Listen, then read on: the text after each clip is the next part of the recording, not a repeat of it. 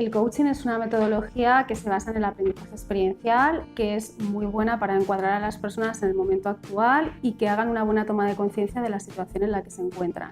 Es una metodología en la que se trabaja por objetivos y en la que aprendemos a realizar un buen plan de acción y una buena definición de los mismos, que es algo básico y fundamental para la búsqueda de empleo. Yo había acudido a algún proceso de coaching anteriormente y me ha servido un poco para ver que hay diferentes formas. Es una experiencia buena porque te sirve un poco para ver todo lo que tú necesitas poner en marcha para el objetivo que tú estás pretendiendo.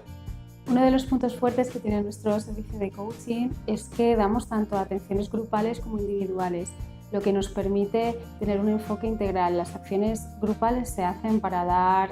una información en conjunto y resolver las posibles dudas sobre lo que es el coaching en sí mismo, y ya en los procesos individuales se trabaja de manera personalizada. Ha estado muy bien, la verdad, porque nos da una visión global de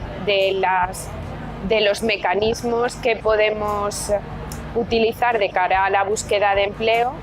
Nos da una primera aproximación y esto ya nos ayuda a ir nosotros organizándonos mentalmente de cara a tomar una posición activa a buscar trabajo. Pues me es útil, desde luego, por el hecho de que uno necesita siempre en sí mismo, ¿no?, hacerse preguntas, y el servicio de coaching pues sobre todo te ofrece eso, ¿no?, el poderte hacer esas preguntas que tú muchas veces no tienes el tiempo o el lugar o el sitio donde hacerlas, y que son las que te van a permitir conocerte personalmente y tener un crecimiento mayor. No hay nada como conocerse uno mismo para saber